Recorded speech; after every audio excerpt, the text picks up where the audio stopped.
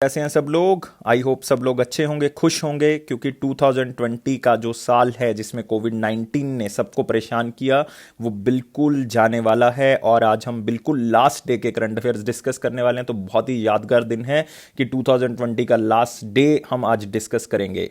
Welcome to Affairs Cloud learn to lead. तो आप यहाँ पे देख सकते हो 31 दिसंबर के करंट अफेयर्स को डिस्कस करेंगे और दो बेस्ट इमेजेस आप देख रहे हो। लेकिन आज हम 11 से 12 मतलब 11 to 12 करंट अफेयर्स को डिस्कस करेंगे जो कि बहुत इंपॉर्टेंट करंट अफेयर्स में शामिल हैं। और गाइस वीडियो को बिल्कुल लास्ट तक देखना है, लेकिन आगे बढ़ने से पहले वीडियो को यार लाइक जरूर कर दें, क्योंकि लाइक करेंगे तो हमें भी मोटिवेशन मिलेगा और आप भी जो है वो आगे बढ़ सकते हैं, क्योंकि आप हमें सपोर्ट करोगे तो हम और भी वीडियोस आपके लिए लेके आएंगे। लेकिन आगे बढ़ने से पहले एक दो चीजें मैं डिस्कस करूंगा कि आप हमारी अफेयर्स क्लाउड के जो करंट अफेयर्स हैं उसकी पीडीएफ्स को कैसे सब्सक्राइब कर सकते हैं। उसके दो मेथड्स हैं, या तो हमारी वेबसाइट पे जा सकते हैं जो कि है affairscloud.com/current affairs, या फिर इसी वीडियो के नीचे एक डिस्क्रिप्शन बॉक्स में लिंक गिवन है, उस लिंक पे क्लिक करेंगे सीधे ही आप सब्सक्रिप्शन एरिया में पहुंच जाएंगे। तो आपको क्या मिलेगा सब्सक्रिप्शन एरिया में?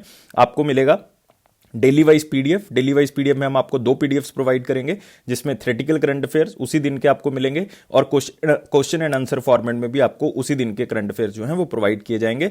नेक्स्ट सेक्शन होगा वीकली पीडीएफ का, जिसमें आप करंट अफेयर्स को वीक वाइज जो है वो याद रख सकते हैं और उसको रिवाइज कर सकते हैं। नेक्स्ट होगा वीकली टेस्ट, अपने आप को इवेल्युएट कर सकते हैं कि कितने करंट अफेयर्स आपको याद रहते हैं। अगर नहीं रहते तो आप दोबारा उसको वीकली बेसिस पे रिवाइज भी कर सकते हैं। तो यही खासियत है वीकली टेस्ट और वीकली पीडीएफ की। नेक्स्ट मोस्ट इंपॉर्टेंट सेक्शन है मंथली पीडीएफ का, क्योंकि इसमें हम आपको 5 तरह की पीडीएफ प्रोवाइड कर रहे हैं। जैसे कि पहली पीडीएफ है स्टडी पीडीएफ, मतलब इसमें हम आपको सारे महीने के थ्योरेटिकल करंट अफेयर्स प्रोवाइड करेंगे। नेक्स्ट होगी क्वेश्चन एंड आंसर पीडीएफ। उसके बाद ये थ्योरेटिकल करंट अफेयर्स आपको मिलेंगे क्वेश्चन एंड आंसर फॉर्मेट में, क्योंकि ये देखा गया है कि क्वेश्चन एंड आंसर फॉर्मेट में आप इजीली करंट अफेयर्स को रिवाइज कर सकते हैं। नेक्स्ट होगा पॉकेट पीडीएफ। नाम से पता लग रहा है कि एग्जाम से पहले जल्दी जल्दी से जो क्वेश्चन को रिवाइज करना है, करंट अफेयर्स को रिवाइज करना है, ये पीडीएफ आपकी सहायता करेगी।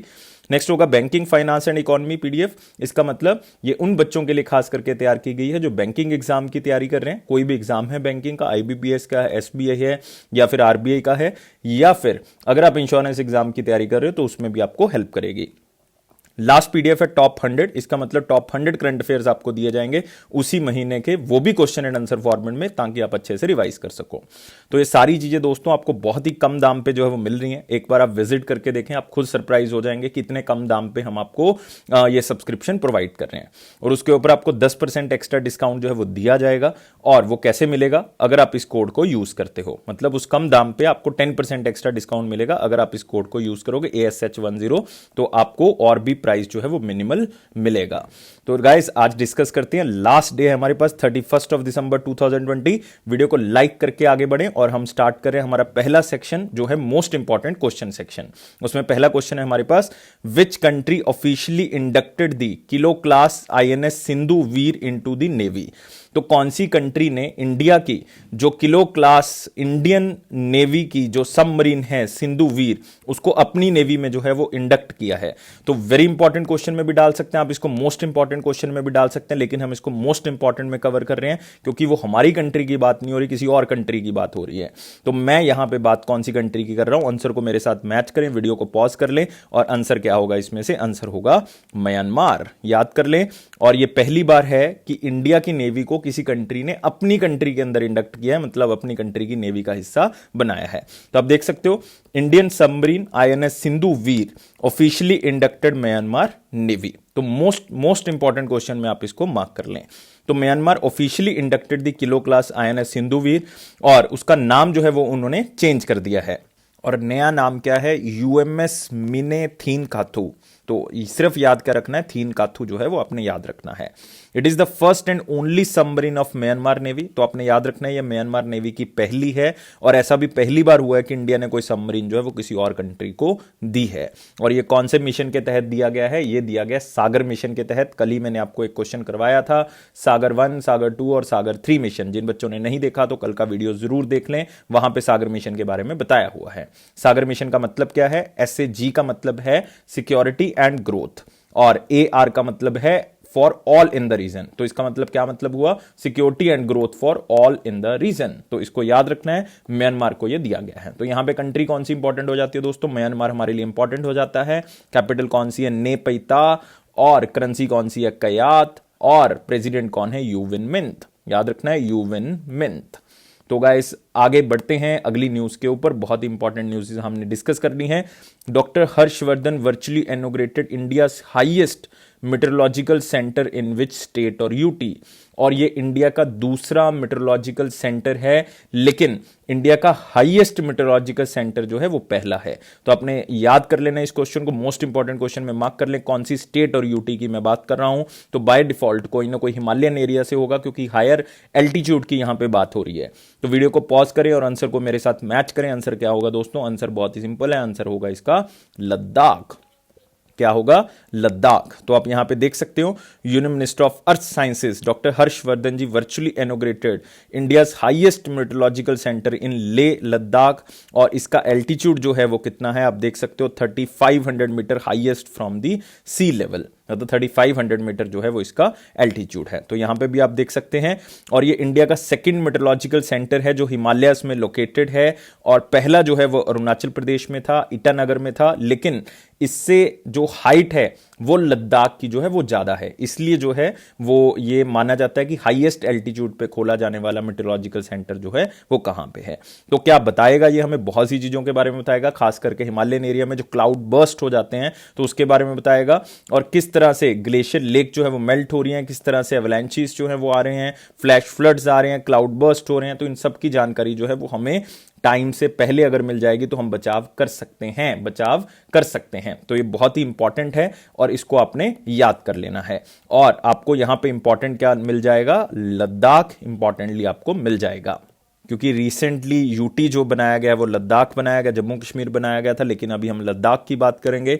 लद्दाख के जो लेफ्टिनेंट या लेफ्टिनेंट गवर्नर हैं वो कौन है? वो हैं राधाकृष्ण माथुर। तो नाम को याद कर लेना, राधाकृष्ण से आप याद कर सकते हैं। और लद्दाख में एक बहुत ही फेमस नेशनल पार्क है जो कि पहले जम्मू में था, तो आपसे पूछा जा सकता है हेमिस नेशनल पार्क। तो इसको भी आपने क्या कर लेना है? याद कर लेना है। तो हर्षवर्धन जी का आपको पता है कि अर्थ साइंसेस के भी वो मिनिस्टर हैं और साथ में हेल्थ मिनिस्टर भी हैं, लेकिन अभी हम बात कर रहे हैं मेट्रोलॉजिकल सेंटर की, तो इसका मतलब वो क्या होगा? हम अर्थ साइंसेस के मिनिस्टर की बात करेंगे। तो इतनी की इंफॉर्मेशन आपने अगर याद रख ली तो इसका मतलब आपका एक बहुत ही इंपॉर्टेंट क्वेश्चन जो है वो यहां पे क्या हो जाएगा? कवर हो जाएगा।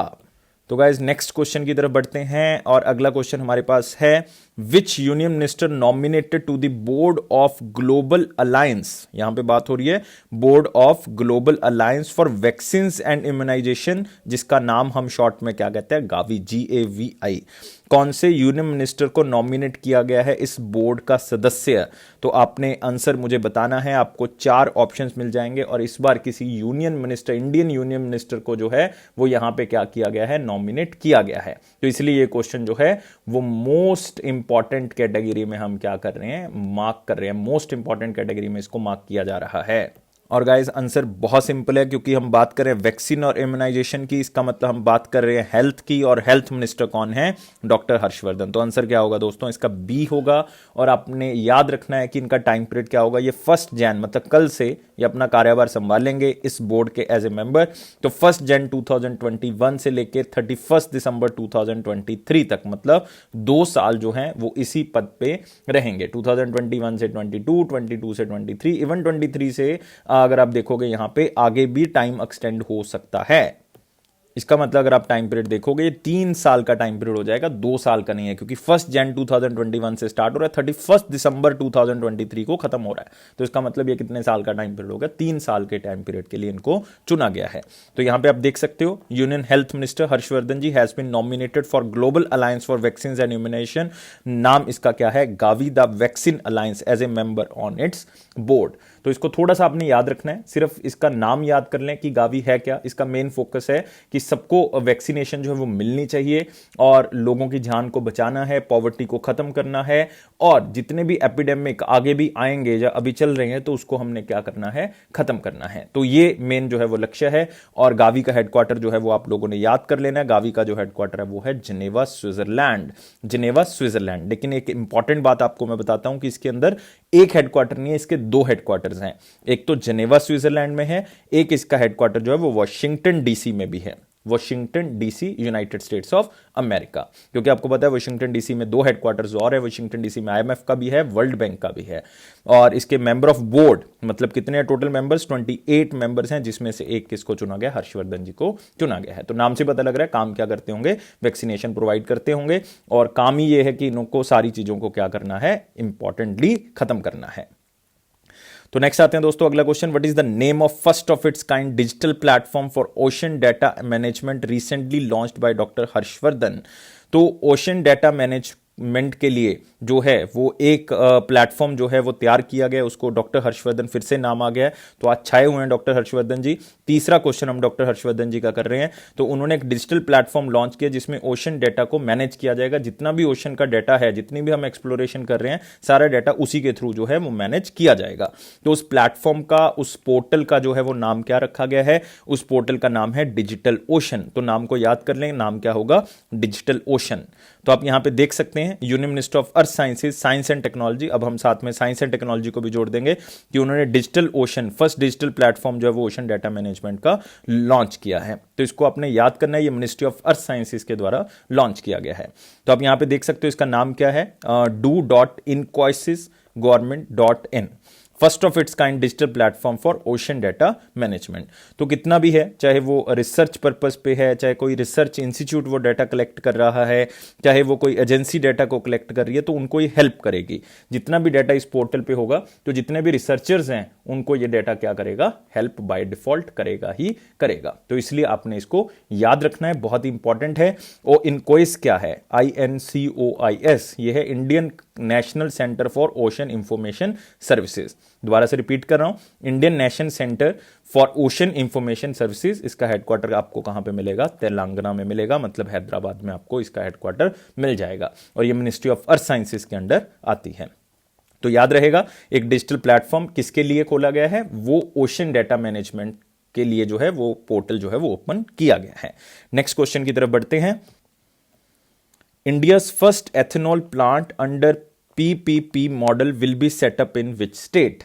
इंडिया का पहला एथेनॉल प्लांट बहुत ही इंपॉर्टेंट है, क्योंकि जिस तरह से हम बाहर से इंपोर्ट कर रहे हैं ऑयल को, तो उसकी पूर्ति के लिए हमें इंडिया में भी कुछ इंडिजीनियसली जो है वो बनाना होगा। उसके लिए इंडिया का पहला एथेनॉल प्लांट जो है वो लगाया जा रहा है। तो आपने बताना है कि वो कौन सी स्टेट में लगाया जा रहा है, फिर हम इसके बारे में डिस्कशन करते हैं कि कहां से किस तरह से जो है वो लगाया जाएगा। तो पहले आप आंसर देंगे कि कहां पे इसको खोला जा रहा है। तो आंसर इसका बहुत ही सिंपल है, वीडियो को पॉज कर ले और मेरे साथ आंसर को मैच कर ले। आंसर क्या होगा इसका, छत्तीसगढ़ होगा। क्या होगा, छत्तीसगढ़ होगा। याद कर ले, क्योंकि छत्तीसगढ़ डिस्टिलरी लिमिटेड की तरफ से इसको सेटअप किया जा रहा है। और याद रखना है कि कहां पे किया जा रहा है, कबीर धाम या कवारदा में जो है वो इसको एस्टैब्लिश किया जा रहा है। जो नया नाम है वो कबीर धाम है, अदरवाइज पुराना नाम आप देखोगे कवारदा में इसको एस्टैब्लिश किया जा रहा है। जो छत्तीसगढ़ गवर्नमेंट की तरफ से साइन किया गया MOU, और फर्स्ट एथेनॉल प्लांट जो है वो PPP मॉडल पे इसको खोला जा रहा है, मतलब पब्लिक प्राइवेट पार्टनरशिप के बेसिस पे खोला जा रहा है। तो आप देख सकते हो यहां पे बोरामदेव शाकाहारी शक्कर उत्पादक कारखाना मर्यादित। तो पूरा नाम अगर याद रह जाता तो ठीक है, अदरवाइज डिफिकल्ट नाम है, लेकिन आप थोड़ा सा याद कर सकते हैं कि एक शुगर मिल है, मतलब प्राइवेट कंपनी है जिसने MOU साइन किया है किसके साथ, NKG बायोफ्यूल लिमिटेड, जो कि किसकी एक कंपनी है, सब्सिडरी है छत्तीसगढ़ डिस्टिलरी लिमिटेड की। तो वो एक पहला एथेनॉल प्लांट लगाएंगे, कहां पे लगाएंगे, कबीर धाम छत्तीसगढ़ के अंदर लगाएंगे। 30 साल के लिए एग्रीमेंट किया गया है। और ये एथेनॉल किससे बनाया जाएगा, ये शुगर केन से बनाया जाएगा। तो बहुत इंपॉर्टेंट है कि इंडिया का पहला एथेनॉल प्लांट जो है वो कहां पे लगाया जा रहा है, ये लगाया जा रहा है छत्तीसगढ़ के अंदर। और इसका एक दूसरा बेनिफिट ये भी है कि जब ये प्लांट लगाया जाएगा तो ये डायरेक्ट और इनडायरेक्ट तरह की इंप्लॉयमेंट भी जनरेट करेगा, और हम बायोफ्यूल की यूज करने की तरफ बढ़ेंगे। और ये कदम होगा ताकि हम मैक्सिमम टू मैक्सिमम बायोफ्यूल को और भी ज्यादा बढ़ा सकें। तो यहां पे स्टेट हमारे पास इंपॉर्टेंट हो जाती है छत्तीसगढ़, और छत्तीसगढ़ में 2 बहुत इंपॉर्टेंट नेशनल पार्क है। एक है इंद्रावती, तो याद कर लें इंद्रावती नेशनल पार्क, और एक आपको मिल जाएगा कांगेर घाटी नेशनल पार्क। तो दोनों आपने याद रखने हैं, कांगेर घाटी और इंद्रावती नेशनल पार्क। और आपको पता है कि छत्तीसगढ़ के जो चीफ मिनिस्टर हैं वो कौन है, तो मुझे पूछने की शायद जरूरत नहीं है। तो सब बच्चों को नाम जो है वो पता है, और नाम क्या है उनका, भूपेश बाघेल। तो मेरे ख्याल से नाम सब बच्चों को पता है। और गवर्नर कौन है छत्तीसगढ़ की? गवर्नर है अनुसुईया। तो नाम को याद कर ले, ANUSUIYA। अनुसुईया जो है वो गवर्नर हैं और भूपेश बागेल जी जो हैं वो चीफ मिनिस्टर हैं। दो नेशनल पार्क याद करने हैं, इंद्रावती और कौन सा, कांगेर घाटी नेशनल पार्क, और वहां पे लगाया जा रहा है पहला एथेनॉल प्लांट। तो नेक्स्ट आते हैं दोस्तों, अगले क्वेश्चन की तरफ बढ़ते हैं। India first pollinator park was inaugurated in which state? तो पॉलिनेटर पार्क की बात हो रही है, फिर से बहुत ही इंपॉर्टेंट क्वेश्चन, क्योंकि फर्स्ट पॉलिनेटर पार्क है। पहले हमने सिंधु वीर के बारे में डिस्कस किया, फिर हमने जो है वो डिस्कस किया पीपीपी मॉडल से एथेनॉल प्लांट जो पहली बार जो है वो लगाया जा रहा है। तो काफी चीजें आज की न्यूज में पहली बार हुई हैं, और जो हर्षवर्धन जी हैं उनका नाम जो है वो बार बार आया, तो बहुत इंपॉर्टेंट न्यूज हो जाती है। और 2020 को जाते जाते इन चीजों को याद रखना है। India first pollinator park was inaugurated in which state? तो कौन सी स्टेट में इसको खोला गया है या इसको इनॉग्रेट जो है वो किया गया है? तो आंसर इसका बहुत ही सिंपल होना चाहिए। आंसर क्या होगा? उत्तराखंड। यस दोस्तों, याद कर लेना, उत्तराखंड बहुत इंपॉर्टेंट हो गया आपके लिए, और बहुत ही इंपॉर्टेंट क्वेश्चन भी है, क्योंकि उत्तराखंड स्टेट आपके लिए बहुत इंपॉर्टेंट है। चीफ मिनिस्टर सब बच्चों को पता है उत्तराखंड के, वो कौन है? त्रिवेंद्र सिंह रावत। सब बच्चों ने रटे हुए हैं चीफ मिनिस्टर। और गवर्नर भी सबको पता होगा, कौन है? बेबी रानी मौर्य। तो ये भी नाम जो है वो सब बच्चों को पता होगा, और बहुत ही अलग सा नाम है, तो याद रहेगा। और सबसे इंपॉर्टेंट जो है उत्तराखंड में वो क्या है? नेशनल पार्क्स उत्तराखंड के। कौन कौन से नेशनल पार्क हैं? राजाजी नेशनल पार्क है, राजाजी नेशनल पार्क। और बच्चे कंफ्यूज हो जाते हैं कई बार, यहां पे एक नाम और आ जाता है कई बार, और याद रखना है Chilla national park is also known as Rajaji national park. एक आपको मिल जाएगा गंगोत्री नेशनल पार्क। गंगोत्री वो जगह है जहां से गंगा रिवर जो है वो स्टार्ट हो जाती है। जिम कॉर्बेट नेशनल पार्क, बहुत ही important national park, oldest national park है इंडिया का। Nanda Devi national park one of the biosphere reserve है इंडिया का। राजाजी बता चुके हैं। Valley of flowers national park. तो ये सारे नेशनल पार्क याद रखने, एक बार रिपीट कर रहा हूं। राजाजी नेशनल पार्क याद करना है, चिल्ला नेशनल पार्क के नाम से फेमस है। गंगोत्री नेशनल पार्क याद रख सकते हैं, जिम कॉर्बेट याद कर सकते हैं, Nanda Devi biosphere reserve, valley of flowers national park के नाम से याद रखने हैं। तो बहुत इंपॉर्टेंट नेशनल पार्क्स आपको उत्तराखंड में मिल जाएंगे। तो आप यहां पे देख सकते हो एक picture, pollinator park forest research range, और कहां पे खोला जा रहा है ये? हल्द्वानी। एग्जैक्ट प्लेस जो है वो कहां पे है? हल्द्वानी में, ताकि हम अलग अलग फूलों की जो स्पीशीज हैं उनको क्या कर सकें, हम उनको बचा के रख सकें। और खास करके the park has over 40 species of butterflies, Honey बीज, बर्ड्स और इंसेक्ट्स। इवन इसमें फ्लावर्स की भी जो कैटेगरी है वो भी रखी जाएंगी, ताकि पॉलिनेशन में कोई भी प्रॉब्लम ना आए। तो आप यहां पे देख सकते हो, India first pollinator park was inaugurated इन हल्द्वानी, जो कि कहां पे मिलेगा आपको? नैनीताल डिस्ट्रिक्ट में मिल जाएगा, उत्तराखंड के अंदर। और ये पॉलिनेटर स्पीशीज को बचाने के लिए, उनको कंजर्व करने के लिए, और लोगों को अवेयरनेस क्रिएट करने के लिए कि इनकी रिसर्च जो है वो बहुत ज़्यादा ज़रूरी है, और किस तरह से हम इनको बचा सकते हैं उसके बारे में अवेयर किया जाएगा।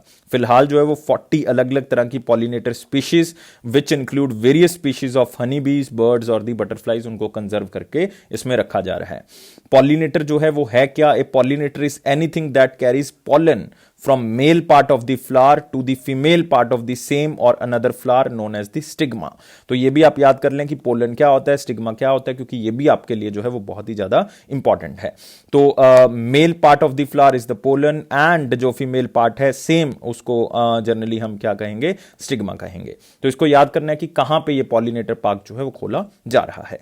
तो क्यों खोला जा रहा है? ताकि अलग अलग तरह की स्पीशीज को बचाया जा सके, जो पॉलिनेटिंग स्पीशीज हैं, ताकि उनको कंजर्व किया जा सके। उत्तराखंड के बारे में डिस्कस कर चुके हैं। तो अगले क्वेश्चन की तरफ बढ़ते हैं। Which bank topped in accordance with the banking, financial services and insurance, जिसको हम कहते हैं BFSI, movers and shakers 2020 report. तो इस रिपोर्ट के अकॉर्डिंग जो है, BFSI रिपोर्ट के अकॉर्डिंग कौन सा बैंक जो है वो टॉप पे आया है? तो वो अलग अलग तरह की चीजों के बेसिस पे रैंकिंग करते हैं। तो उनकी रैंकिंग में जो है वो यूपीए ट्रांजैक्शंस भी आती हैं, एनबीएफसीज भी आती हैं, तो सब बताऊंगा, लेकिन सबसे पहले आपने बताना है कि कौन से बैंक ने जो है वो इसमें टॉप किया है। तो ये one of the most important question है, और खास करके जो बैंकिंग के एग्जाम की तैयारी कर रहे हैं उन बच्चों के लिए बहुत ही ज्यादा इंपॉर्टेंट हो जाता है। तो आंसर हमारे पास क्या आएगा? टॉप कौन आएगा? HDFC आएगा। मतलब फर्स्ट रैंक किसका है? HDFC का। दूसरा रैंक जो है वो किसका है? ICICI का है, ये सीरियल ऑर्डर में है। तीसरा रैंक जो है वो किसका है? SBI का है। तो याद रखना है HIS, लेकिन मैं शॉर्टकट जनरली बिलीव नहीं करता शॉर्टकट के अंदर, क्योंकि शॉर्टकट आपको ना तो याद रहेंगे ना ही आपको काम आएंगे। तो पहला बैंक जो है वो HDFC, दूसरा ICICI, तीसरा जो है वो SBI। कई बार सीरियल ऑर्डर में एग्जामिनर पूछ सकता है कि लगाना है। तो यहां पे देख सकते हो फर्स्ट HDFC है, दूसरा ICICI है और तीसरा SBI। और ये तीन टॉप 3 बैंक्स में आए हैं BFSI 2020 रिपोर्ट के अंदर। तो आप यहां पे देख सकते हो 2-3 चीजें आप और इस क्वेश्चन से ग्रैब कर सकते हैं, ये तो हम बात कर चुके हैं। और ये रिपोर्ट जो है वो किसने रिलीज की है, ये विजी की स्टेट्स के द्वारा ये रिपोर्ट रिलीज की है, जिसमें इंडिया के टॉप 100 बैंक्स के बारे में बात की। जैसे चौथे नंबर पे यस बैंक है, 5वें पे PNB है, लेकिन हमने याद नहीं करना। और अमंग दी वॉलेट्स, मतलब जो पैसा आप जो है वो ऐप के थ्रू यूज करते हो, तो उसमें गूगल पे पहले नंबर पे और फोन पे जो है वो दूसरे नंबर पे। आपको पता है कि दोनों को अगर कंबाइन कर दें तो 80% UPI ट्रांजैक्शन जो है वो इन्हीं के थ्रू होती हैं। तो इसलिए बहुत इंपॉर्टेंट है, गूगल पे पहले पे और फोन पे दूसरे पे। अगर नियो बैंक्स की बात करें तो SBI योनो जो है वो सबसे आगे है, सबसे ज्यादा जो है वो ऑनलाइन ट्रांजैक्शन जो है वो SBI योनो की ऐप के थ्रू होती हैं। और दूसरा जो नियो बैंक है उसका नाम ही क्या है, नियो। और तीसरे नंबर पे कोटक 811, तो इसको भी आप याद रख सकते हो, लेकिन पहले पे SBI योनो है। और NBFC सेक्टर में, नॉन बैंकिंग फाइनेंशियल सेक्टर के अंदर जो है वो दीवान हाउसिंग फाइनेंस कॉर्पोरेशन जो है वो टॉप स्पॉट पे है। तो 3-4 चीजें हैं इस क्वेश्चन के अंदर याद रखने वाली। क्या क्या याद रखेंगे इसमें? सबसे टॉप बैंक HDFC, और सबसे अगर आप कहेंगे कि वॉलेट्स में सबसे आगे कौन है, वॉलेट में सबसे आगे गूगल पे और फोन पे है। अगर नियो बैंकिंग में बात करेंगे तो SBI योनो सबसे आगे है और दूसरा नियो बैंक होगा। और NBFC सेक्टर में दीवान हाउसिंग फाइनेंस कॉर्पोरेशन जो है वो सबसे आगे है। तो इस चीज को आपने थोड़ा सा याद रख लेना है। तो इसमें हम बैंक्स के बारे में नहीं बात करेंगे क्योंकि 3 बैंक्स हैं, सच हमने याद नहीं रखना। जब भी कोई बैंक को डिटेल में करेंगे तो उसका क्वेश्चन कहीं ना कहीं आएगा, तो अभी हम उसको करेंगे। तो अगले क्वेश्चन की तरफ बढ़ते हैं और अगला सेक्शन है हमारे पास वेरी इंपॉर्टेंट क्वेश्चंस का। मोस्ट इंपॉर्टेंट क्वेश्चन ज्यादा थे तो खत्म हो चुके हैं। तो वेरी इंपॉर्टेंट क्वेश्चन में पहला क्वेश्चन है, common service centres partner with which institute to set up a design and innovation lab named at divine lab for village level entrepreneurship. नाम से ही पता लग रहा है ये कॉमन सर्विस सेंटर जो हैं वो सरकार के हैं, जो ई गवर्नेंस को आगे बढ़ाते हैं, ई गवर्नेंस की फैसिलिटी को आगे बढ़ाते हैं। तो उसको आगे बढ़ाने के लिए डिवाइन लैब की स्थापना की गई है एक IIT के साथ मिलके, ताकि विलेज लेवल एंटरप्रेन्योरशिप, मतलब विलेज लेवल पे भी जो है वो बिजनेसमैन जो है वो बढ़ जाएं, ताकि वहां पे भी रोजगार जो है वो पैदा हो सके। तो मैं कौन से IIT की बात जो है वो यहां पे कर रहा हूं, तो ये आपने मुझे बताना है। बहुत ही सिंपल सा क्वेश्चन है, बहुत ही सिंपल सा आंसर आपको मिल जाएगा यहां पे। और वीडियो को पॉज करके आंसर को मैच कर लें। आंसर क्या होगा? A ऑप्शन होगा, IIT दिल्ली होगा। तो आप यहां पे देख सकते हैं, common service centre partners to set up innovation lab in rural areas, और नाम क्या है? Divine lab. डिवाइन का मतलब है design and innovation in village level entrepreneurs indigenous network ecosystem. तो इसको याद कर लें कि डिवाइन लैब, सिर्फ डिवाइन ही याद कर लें, यही बहुत है, उससे भी आपको याद रहेगा। तो ये डिवाइन लैब जो है वो विलेज लेवल एंटरप्रेन्योर्स को पैदा करेगी। ये बेसिकली बताएगी कि किस तरह से आपने नई टेक्नोलॉजी का यूज करके विलेज लेवल पे एंटरप्रेन्योर्स को बढ़ाना है। तो IIT दिल्ली के स्टूडेंट्स जो हैं वो जो कॉमन सर्विस सेंटर्स हैं उनकी असेसिबिलिटी, मतलब उनकी जितनी भी टूल्स हैं उसको यूज कर सकते हैं और देख सकते हैं कि रूरल इंडिया में कौन कौन सी प्रॉब्लम्स हैं और उसको दूर किया जा सकता है। क्योंकि स्टूडेंट्स जो हैं वो शार्प माइंडेड और नई चीजों को जानते हैं, उसके थ्रू जो है वो नई प्रॉब्लम्स को सॉल्व किया जा सकता है। तो इससे क्या होगा कि जो यंग टैलेंट्स हैं, जो हमारे देश के यूथ है, वो बेसिकली विलेज लेवल एंटरप्रेन्योर की जो प्रॉब्लम्स हैं उनको दूर करेगा और नए रोजगार भी जो है वो क्या करेगा? पैदा करेगा नई टेक्नोलॉजी के थ्रू। यही एक मेन इनिशिएटिव है कि नई टेक्नोलॉजी के थ्रू इसको दूर किया जाएगा। तो ये किसका इनिशिएटिव है? क्योंकि ये कॉमन सर्विस सेंटर जो है वो किसके अंदर आते हैं? ये आते हैं ministry of electronics and information technology, और उसके यूनियन मिनिस्टर कौन है? रविशंकर प्रसाद। और कॉमन सर्विस सेंटर आपको पता है कि ये ई गवर्नेंस सर्विसेज प्रोवाइड करने के लिए दिए जाते हैं, और इसका हेडक्वार्टर न्यू दिल्ली है। CEO कौन है कॉमन सर्विस सेंटर के? दिनेश त्यागी। याद कर लें, दिनेश त्यागी। तो ये थी वेरी इंपॉर्टेंट न्यूज। अगले क्वेश्चन के ऊपर आते हैं। Who developed India's first indigenous ruthenium 106 plaque to treat eye cancer? तो एक 106 रुथेनियम की एक प्लैक बनाई गई है और वो इंडिया में ही डेवलप की गई है आई कैंसर को ट्रीट करने के लिए। मतलब वो आई शेप्ड है बिल्कुल, जो अंदर का कोरोना है उस शेप की बनाई गई है और उसको हम बहुत बार यूज कर सकते हैं। मतलब जो आई हॉस्पिटल्स हैं, आई डॉक्टर्स हैं, वो बहुत बार यूज कर सकते हैं उसको और उससे जो है वो आई कैंसर को ठीक किया जा सकता है। तो आंसर क्या होगा कि किसने उसको जो है वो बनाया है, ये आपने मुझे जो है वो बताना है। बहुत इंपॉर्टेंट क्वेश्चन, मैं इसको मार्क करूंगा कि आंसर क्या होगा। फटाफट सब बच्चे जो है वो सोच ले आंसर को और मेरे आंसर के साथ यार मैच कर लें इसको। तो किसने बनाया है इसको, आंसर क्या होगा, सी आंसर होगा, BARC होगा। बार्क का मतलब क्या है, बाबा एटॉमिक रिसर्च सेंटर, बाबा एटॉमिक रिसर्च सेंटर ने जो है वो इसको क्या किया है, डेवलप किया है। तो इससे आई कैंसर को ठीक किया जा सकता है, रुथेनियम 106। तो आप यहां पे देख सकते हो, जो बार्क है उसने इसको डेवलप किया है, ruthenium 106 plaque to treat eye cancer for the ocular tumours. तो इसको याद रख लेना है। तो it involves placing a radioactive source like ruthenium 106 in contact with the surface of eyeball for cancer therapy. इसका मतलब बिल्कुल आप देखोगे ये आई शेप का यहां पे आपको दिखेगा, इसको बिल्कुल आई बॉल के ऊपर रख देना है और उसके बाद जो है रेडियो एक्टिव सोर्स जो है वो रुथेनियम वहां पे रिएक्ट करेगा और उससे आई कैंसर जो है वो ठीक हो सकता है। तो RU-106 is recovered from radioactive waste, has a simple and slim design. One plaque can treat about 50 patients and its usable life is 1 year। और आप इस प्लैक से 50 पेशेंट्स को ठीक कर सकते हैं और 1 साल तक की इसकी क्या रहेगी, वैलिडिटी रहेगी। और यहां पे दोस्तों हमारे पास एक ऑर्गेनाइजेशन इंपॉर्टेंट हो जाती है। कौन सी ऑर्गेनाइजेशन इंपॉर्टेंट रहती है, बार्क ऑर्गेनाइजेशन इंपॉर्टेंट हो जाती है। और बार्क के जो डायरेक्टर हैं वो कौन है, AK मोहंती हैं। कौन है, AK मोहंती। तो नाम को याद रखना है। और आपने एक बात और याद कर लेना है कि इसका पुराना नाम जो है वो क्या था, AEET। इसका मतलब है atomic energy establishment, atomic energy establishment. और कहां पे इस्टेब्लिश किया गया था इसको, ट्रॉम्बे में इस्टेब्लिश किया गया था। ट्रॉम्बे मतलब मुंबई महाराष्ट्र में इसको इस्टेब्लिश किया गया था 1954 में। लेकिन 1966 में जब बाबा मतलब होमी बाबा जी की डेथ होगी 1966 में, तब उसके बाद जो है वो इसका नाम चेंज करके क्या कर देगा, बाबा एटॉमिक रिसर्च सेंटर इन 1966। जब पंजाब और हरियाणा बना था 1966 में, तभी जो है वो बार्क का नाम भी जो है वो चेंज करके रखा गया था। तो इतनी इंफॉर्मेशन आप थोड़ी सी याद रख सकते हैं बार्क के बारे में और आपको याद रहेगा। और डॉक्टर मोहंती जो है वो इसके क्या है, डायरेक्टर हैं। हेडक्वार्टर कहां पे, महाराष्ट्र मुंबई, और एग्जैक्टली कहां पे है, ट्रॉम्बे। तो याद रख सकते हैं। नेक्स्ट आते हैं दोस्तों अगले क्वेश्चन की तरफ। Which bank collaborates with Salesforce to build next generation tech platform for retail banking. तो वेरी इंपॉर्टेंट क्वेश्चन में इसको मार्क कर लें। और मैं किस बैंक की यहां पे बात कर रहा हूं, ये आपने जो है वो मुझे सिंपल वर्ड्स में जो है वो आंसर बता देना है। रिटेल बैंकिंग की बात कर रहे हैं, मतलब रिटेल जो हम कह सकते हैं रिटेल बिजनेसमैन हैं उनको क्या करेगा, ये हेल्प करेगा। तो बैंकिंग एक्सपीरियंस उनका और भी अच्छा हो जाएगा क्योंकि नई टेक्नोलॉजी के थ्रू उनको बैंकिंग सर्विसेज प्रोवाइड की जाएंगी। और मैं कौन से बैंक की बात कर रहा हूं, यस बैंक की बात कर रहा हूं। तो याद रखना है यस बैंक जो है वो सेल्स फोर्स के साथ जो है उन्होंने टाई अप किया है ताकि नई टेक्नोलॉजी नई जनरेशन को प्रोवाइड की जा सके रिटेल बैंकिंग के अंदर। यही एक खास जो है वो आपने इसमें वर्ड याद रखना है।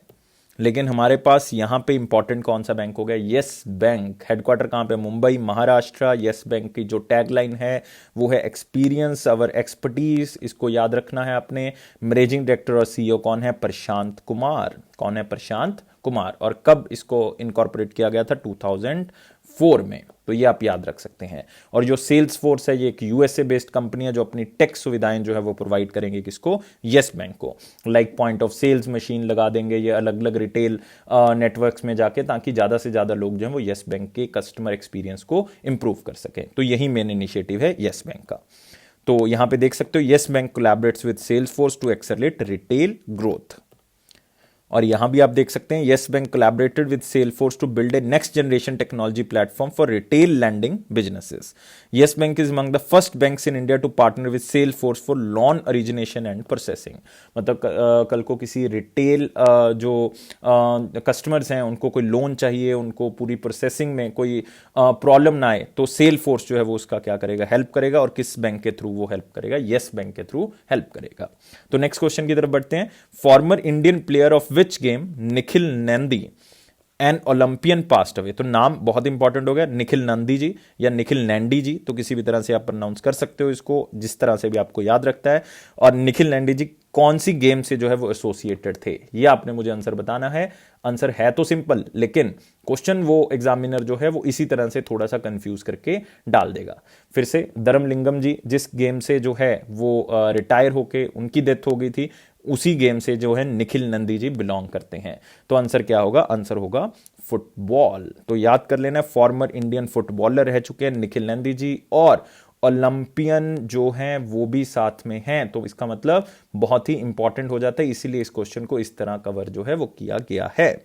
और वो इंडियन फुटबॉल टीम की तरफ से खेले थे समर ओलंपिक्स में 1956 में जो कि उस टाइम पे मेलबर्न ऑस्ट्रेलिया में हुई थी। 1956 में वहां से खेले थे, तो इसलिए ओलंपियन जो है उनका देहांत हो गया। तो याद रखना है, निखिल नंदी जी फुटबॉलर थे।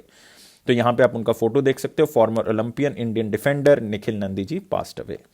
नेक्स्ट आते हैं, which bank introduce travel now, a one stop solution of travel market place. तो ज़्यादा इंपॉर्टेंट नहीं कहूंगा इस क्वेश्चन को, लेकिन हाँ बैंकिंग से रिलेटेड है तो बैंकिंग वाले बच्चे जरूर याद रखेंगे, अदरवाइज याद रखने की जरूरत नहीं है, ज़्यादा इंपॉर्टेंट नहीं है, लेकिन आप फिर भी इस क्वेश्चन को कवर कर रहे हैं, क्योंकि ट्रेवल नाउ जो है वो इसी वर्ड से आपने क्या रखना है, इस क्वेश्चन को याद रखना है।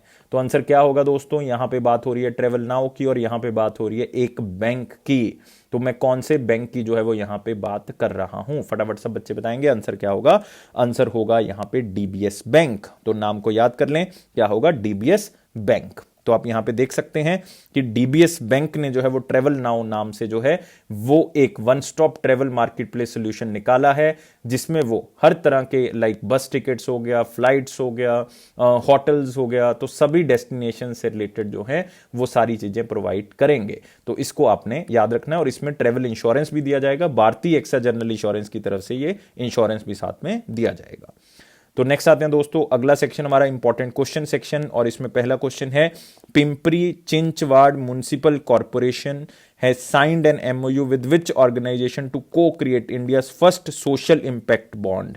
तो इंपॉर्टेंट क्वेश्चन में इसको मार्क कर ले, इंडिया का पहला सोशल इंपैक्ट बॉन्ड है, इसको वेरी इंपॉर्टेंट क्वेश्चन में मार्क कर सकते हो। लेकिन यहां पे म्युनिसिपल कॉर्पोरेशन कौन सी है? पिंपरी चिंचवाड़। और ये म्युनिसिपल कॉर्पोरेशन कहां से है? ये बिलोंग करती है महाराष्ट्र से। और गाइस आंसर क्या होगा? इसका आंसर क्या होगा? यूनाइटेड नेशन डेवलपमेंट प्रोग्राम की तरफ से इसको लॉन्च किया गया है, पिंपरी म्युनिसिपल कॉर्पोरेशन के साथ मिलकर फर्स्ट सोशल इंपैक्ट बॉन्ड।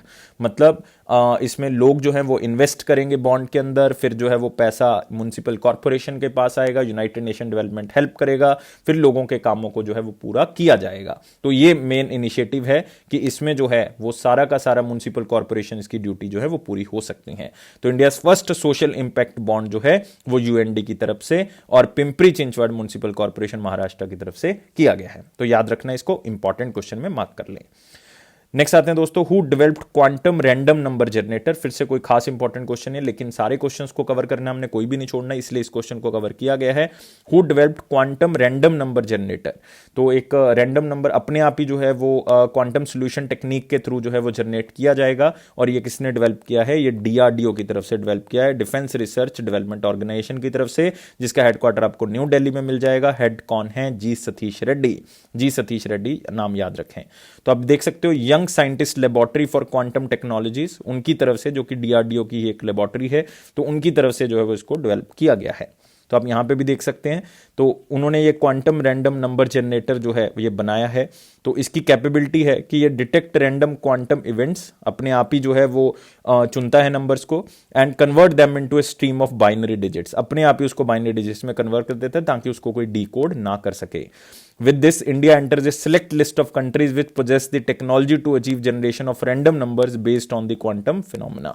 तो थोड़ा सा याद करना है, क्योंकि क्वांटम कंप्यूटिंग जो है वो एडवांस कंप्यूटिंग का सेक्शन है, वो फास्टेस्ट कंप्यूटिंग का सेक्शन है, और उसमें इंडिया भी जो है वो आगे आ चुका है। तो इस तरह की न्यूज को आपने थोड़ा सा अच्छे से पढ़ लेना है।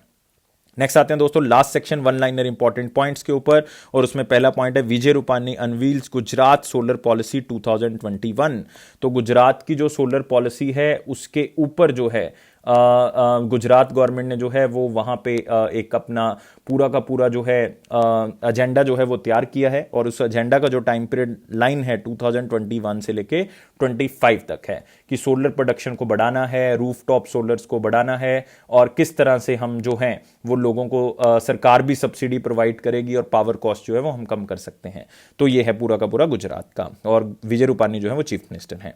Next, Dharmendra Pradhan inaugurates India's first remote monitoring system for gas turbines. तो ये भी एक अलग तरह का क्वेश्चन है, ज्यादा इंपॉर्टेंट तो नहीं है, लेकिन यहां पे नाम इंपॉर्टेंट आ जाता है, और वो इंडियन ऑयल कॉर्पोरेशन लिमिटेड का इंपॉर्टेंट आ जाता है, क्योंकि उन्होंने लॉन्च किया है इंडिया का पहला remote monitoring and operation centre, जो कि रिफाइनरीज की जो गैस टर्बाइंस हैं पूरे अगर आप कहेंगे रिफाइनरीज के अंदर, हैदराबाद तेलंगाना के अंदर, उसको जो है वो ट्रैक करेगा, और ये सारा प्रोसेस जो है वो ऑनलाइन होगा। ये इसकी एक खास बात है। और union minister of petroleum and natural gas कौन है? धर्मेंद्र प्रधान है। Next, Tata Sons acquired further 32.67 stake in the Air Asia India from AAIL for USD 37.66 million. अगर इसको हम थोड़ा सा सिंप्लीफाई कर दें तो इसमें आपको पता है कि एयर एशिया में मैक्सिमम जो स्टेक है वो किसका है? वो टाटा सन्स का ही है। तो टाटा सन्स का पहले जो शेयर था वो 51% था, लेकिन इसको खरीदने के बाद जो है, तो आप यहां पे देख सकते हैं कितना हो जाएगा, 83.67% हो जाएगा। ये शेयर उन्होंने कहां से खरीदा है? ये AAIL मतलब एयर एशिया ग्रुप जो है वहां से जो है वो उन्होंने इसको खरीदा है। मतलब आप कह सकते हो एयर एशिया इन्वेस्टमेंट लिमिटेड से ये शेयर जो है वो खरीदा है। तो टाटा सन्स का जो 83.67% शेयर हो चुका है। Next, DST constitutes committee chaired by Professor Shantanu Chaudhary for conservation of Indian heritage using futuristic technology। तो जो इंडियन हेरिटेज है उसको बचा के रखना है किसी ना किसी तरह से, तो उसी के लिए कमेटी बनाई जा रही है, और उसके हेड कौन होंगे? प्रोफेसर शांतनु चौधरी होंगे। ये एक एडवाइजरी कमेटी है। तो प्रोफेसर शांतनु चौधरी जो हैं वो IIT जोधपुर राजस्थान के डायरेक्टर हैं, तो उनकी एडवाइस ली जाएगी, उनके अध्यक्षता में एक कमेटी बनाई गई है जो इसके ऊपर काम करेगी कि किस तरह से हम नई टेक्नोलॉजी से जो है वो हम इंडियन हेरिटेज को कंजर्व रख सकते हैं। Next, businesses with monthly turnover of over 50 lakh to pay at least 1% of GST liability in cash। ये थोड़ा सा याद कर सकते हो कि GST में थोड़ा सा अमेंडमेंट किया गया है कि अगर आपकी एक महीने की टर्नओवर, ना कि प्रॉफिट, अगर टर्नओवर 50 लाख से ज्यादा है तो आपको एटलीस्ट 1% GST जो है वो कैश में पे करना पड़ेगा। तो ये जो है CBIC की तरफ से कहा गया है, मतलब central board of indirect taxes and custom की तरफ से कहा गया है। और आपको पता है CBIC के जो चेयरमैन है वो कौन है? अजीत कुमार। ये हमारे पास इंपॉर्टेंट है। Next, maintaining 4% inflation appropriate for India, कि अगर 4% महंगाई अगर हम स्थिर रखते हैं तो ये अच्छा है इंडिया के लिए, क्योंकि महंगाई का मतलब है ग्रोथ भी हो रही है देश की, सैलरीज बढ़ रही हैं तो इसका मतलब महंगाई भी बढ़ेगी, चीजें ज्यादा खरीद सकते हो मार्केट से, तो बाय डिफॉल्ट जो है वो ग्रोथ हो रही है। तो इसलिए maintaining 4% inflation is appropriate for India. ये RBI पेपर की तरफ से, मतलब RBI की तरफ से एक पेपर में रिलीज किया गया है। तो सिर्फ इसमें याद आपने क्या रखना है वन लाइनर में? विजय रूपानी मतलब गुजरात सोलर पॉलिसी, धर्मेंद्र प्रधान याद रखना है, और गैस टर्बाइंस के लिए फर्स्ट रिमोट मॉनिटरिंग सिस्टम जो है वो इंडियन ऑयल कॉर्पोरेशन की तरफ से किया गया है। टाटा सन्स याद रखना है, एयर एशिया और Tata Sons. Professor Shantanu Chaudhary, 1% GST cash में देना है, अगर 50 लाख से ज्यादा टर्नओवर है, 4% इन्फ्लेशन। अब आते हैं दोस्तों 30 दिसंबर के आंसर देने की बारी जो है वो हमारे पास आ चुकी है। क्वेश्चन क्या था? Where is Pompeii archaeological park one of the UNESCO world heritage site जो है वो कहां पे लोकेटेड है? तो मैक्सिमम बच्चों ने आंसर गलत बताया। शुरुआती में 2-3 बच्चों ने आंसर गलत बताया था, लेकिन अदरवाइज आंसर सबका सही है। आंसर क्या होगा? आंसर होगा इटली। तो बहुत ही सिंपल आंसर था, पंपई आर्कोलॉजिकल पार्क इटली में जो है। नेक्स्ट आते हैं यहां पे क्वेश्चन ऑफ द डे में। क्वेश्चन ऑफ द डे में आज एक क्वेश्चन है दोस्तों, आज आपके लिए 2 क्वेश्चंस हैं, तो दोनों का आंसर आपने देना है।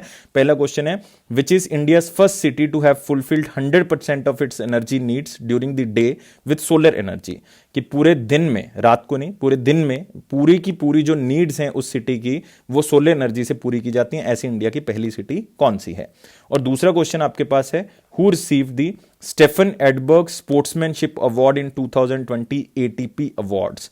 तो 2 क्वेश्चन मार्क्स लगे हैं, मतलब बहुत ही इंपॉर्टेंट क्वेश्चन है, तो ये भी आपने कमेंट बॉक्स में बताना है। मैं आपसे रिक्वेस्ट करता हूं हमेशा कि आपने जो भी क्वेश्चन ऑफ द डे होता है उसका आंसर कमेंट बॉक्स में बताना है, ताकि मैं बच्चों को इवैल्यूएट कर सकूं। और कल 1 जैन है 2021, और हम एक नया इनिशिएटिव लेके आ रहे हैं। एक तो आपको टाइमली वीडियो देना, ये हमारा एक इनिशिएटिव रहेगा इस साल की रेजोल्यूशन के अंदर।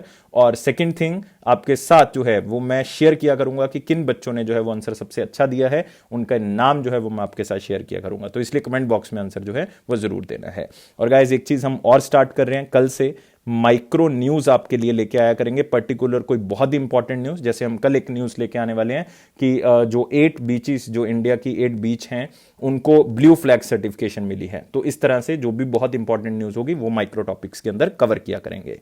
तो गाइस चैनल को सब्सक्राइब कर दें, ये सारी सुविधाएं लेने के लिए फ्री ऑफ कॉस्ट हैं ये सारी चीजें। और आप बेल बटन को जरूर प्रेस कर दें ताकि आपको हर तरह की नोटिफिकेशन मिल सके। और गाइस एक ही आपसे चाहिए हमें चीज़, वो क्या है कि एक तो चैनल को सब्सक्राइब करके जाएंगे और एक 700 प्लस हमें लाइक्स जो हैं वो प्रोवाइड करेंगे। और ये अफेयर्स क्लाउड का प्रॉमिस है कि ये आपके जनरल अवेयरनेस सेक्शन को जरूर बूस्ट करेगा। आप चेक कर सकते हो हमारे रिजल्ट को, हमने डाला हुआ है उसके अंदर वेबसाइट के ऊपर कि 90% जो भी पिछले 3 सालों में क्वेश्चंस आ रहे हैं वो 90% से ज़्यादा हमारे करंट अफेयर्स कवर करते हैं। उसका प्रूफ सब कुछ वेबसाइट पे अवेलेबल है। तो गाइस लाइफ को ज़्यादा सीरियस नहीं लेना। बहुत ही धन्यवाद, thank you so much for watching this video. और खुश रहें, क्योंकि खुश रहने से एग्जाम जो है वो अपने आप ही क्लियर हो जाएगा। Take care. और 2021 की रेवोल्यूशन, जो भी आपकी रेजोल्यूशन है वो ज़रूर आप उस पर स्टिक रहें और उसको जरूर पूरा करें। Thank you guys, take care.